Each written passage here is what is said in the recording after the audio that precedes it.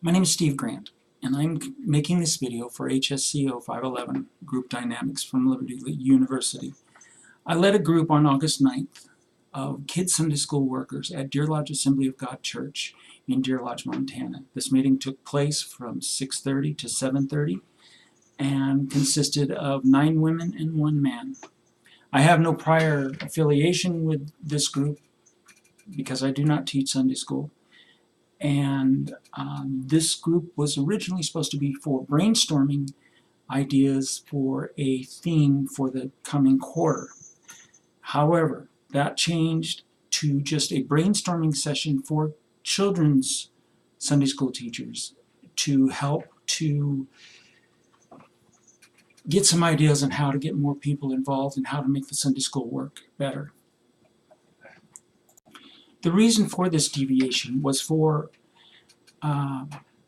because the pastor had originally scheduled it for the entire Sunday school program, but switched it out to the children's group because he felt that that was a better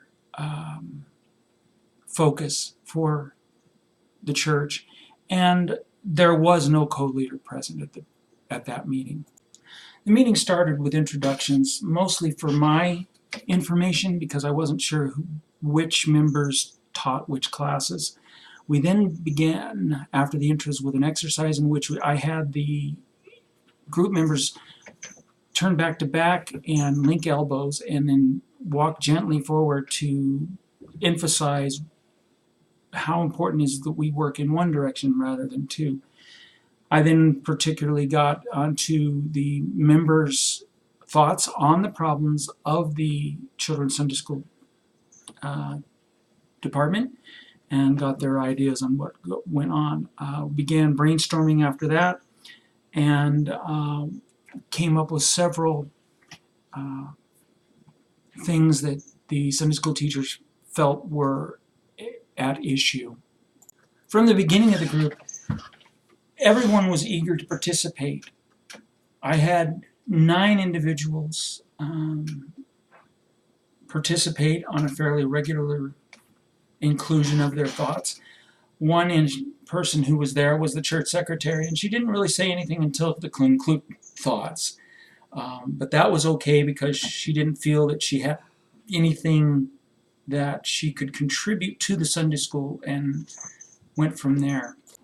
The evolution of the group was actually quite fast. There was no point within the group where people had difficulty sharing because most of these people have been members of this church for a number of years and they know each other very well.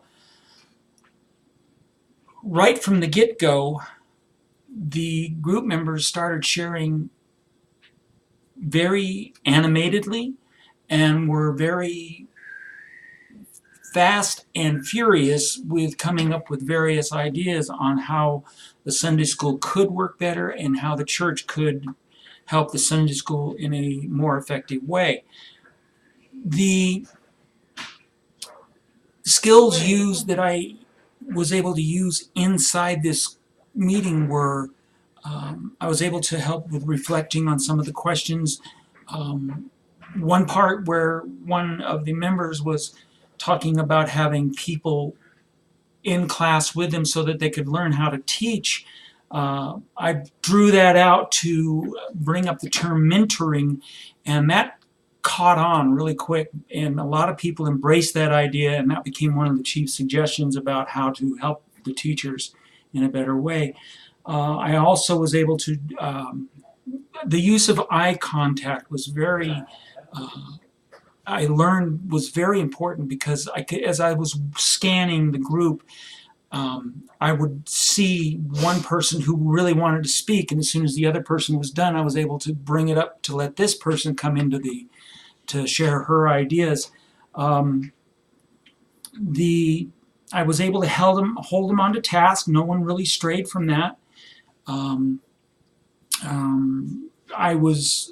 thing that I was not very effective about was cutting off when people needed to be cut off. So you know, we managed to finish the meeting within the time limit, and people were actually deepening the conversation, and it was a very good experience. In regards to how I did in the group, I found it very easy to facilitate this group. Again, because most of the people knew each other well. The process of asking questions, of helping people go beyond their normal ideas of what should be done, led to deeper conversations. Originally it was starting out with a youth pastor, and then we got into the concepts of mentoring and holding seminars, and it became a very much deeper situation.